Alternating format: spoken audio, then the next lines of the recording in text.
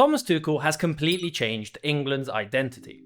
In previous international tournaments, England were well known for being incredibly tough to break down, and well, pretty boring. And the focus was always to play in a way that limited risk. But in England's opening game against Croatia, we saw something that we haven't seen in a long time. England were direct, fast in transition, and incredibly aggressive defensively.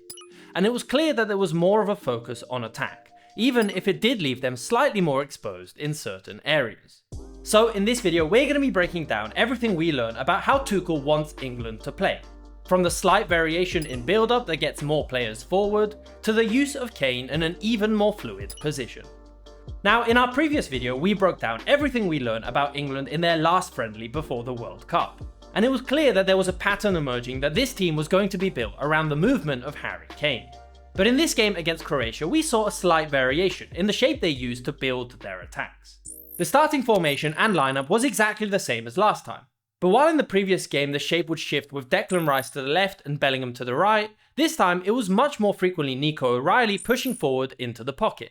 This essentially created two blocks for England. You had the two centre-backs and the two holding midfielders responsible with building the attacks, while the fullbacks, wingers, attacking midfielder and striker were free to move and rotate around the back line. Or in the case of Harry Kane, it freed up space for him to come towards the ball.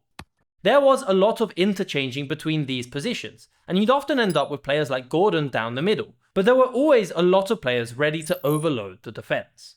If this shape sounds familiar, it's because it's the exact same principles we see from Bayern Munich under Vincent Kompany. In possession, the fullbacks are extra attacking players, and the responsibility of starting the attack is nearly always on the two centre-backs and the two holding midfielders, with the fullbacks dropping deep only if the opponents are pressing heavily. So it clearly looks as if Tuchel has taken a lot of inspiration from Kompany on how to get the most out of a player like Harry Kane.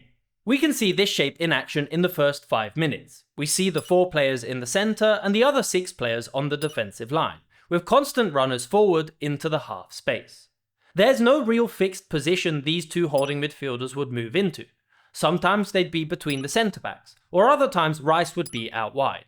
But generally speaking, the most common pattern was this diamond right here. This shape was the base of the move that led to the corner, that led to the penalty, that made it 1-0 for England. And as a quick side note, it's clear that set pieces are going to be an incredible weapon for England at the World Cup. Just like they have been for the past few years. And England were incredibly threatening from nearly every corner in this game.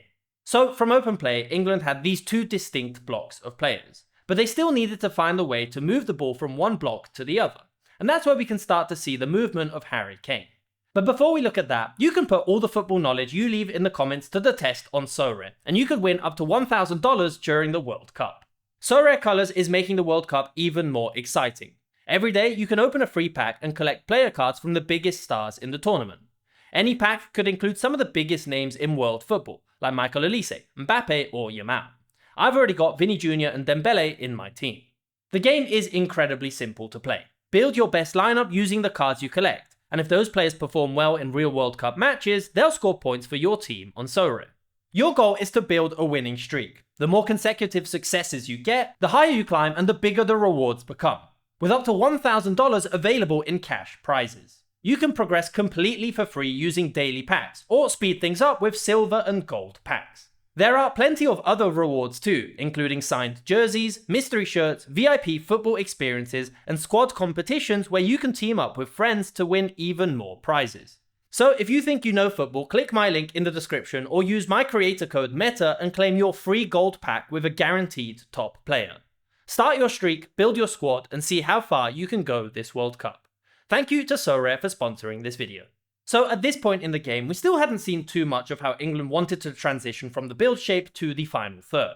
But we were starting to see how much more direct England are under Tuchel compared to previous managers. A great move came in the 15th minute, with England playing out from the back from a goal kick. Croatia attempt to close down Pickford quickly, but with a clever movement from Rice towards the middle, it opens up a passing lane into Kane dropping off the defensive line. And as he turns and plays it forward, England find themselves in a 3v3, with space to attack the box. And this rotation from Kane is where the link between these two blocks started to become more apparent. We saw even in the previous game that this was something Tuchel was encouraging Kane to do, as it's a core part of what makes him special as a false nine. But in this game, this rotation was even deeper than what we usually see, often coming all the way near the edge of the box to pick up the ball, dragging the centre back out of position, and with at least always 3 players ready to attack in behind.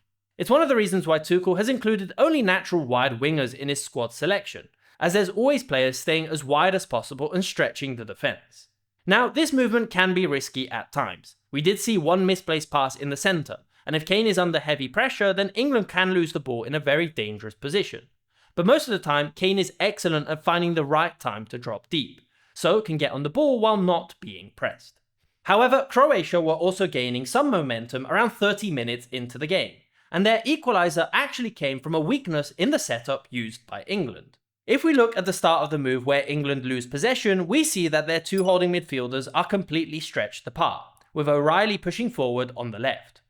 While this is good for building an attack, in a situation like this where possession is lost, it means there is little to no protection in front of the defensive line, and Croatia can push forward and switch to the right, where O'Reilly is late to close down SICS, who cuts inside nicely and finds Baturina on the edge, who finishes beautifully past Pickford.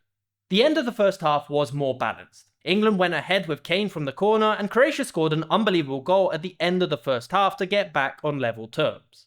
But England were a completely different team in the second half, so Tuchel must have said something special at half time to warrant this reaction from the players. England scored within 90 seconds with a great ball into the channel from Anderson, and a powerful run forward from Bellingham. And for the next 15 minutes, Croatia couldn't make it out of their own half. This control from England was down to a much more aggressive press in attack, with Gordon, Kane and Bellingham rushing the back line consistently, forcing long balls into the defensive line that allowed England to restart their attacks.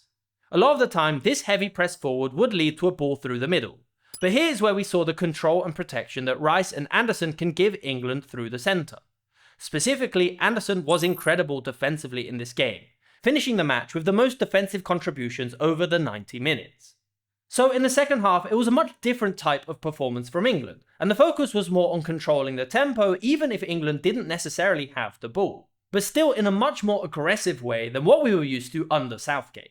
In fact, in terms of possession, the game was pretty even, but England were clearly the far more dominant team in this game, finishing with an XG of 3.2 and 22 shots.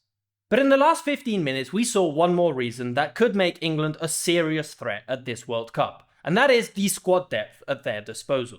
And with players like Saka, Rashford and Morgan Rogers all available off the bench, these are all substitutions that will be incredibly useful towards the later stages of the competition, if England make it that far.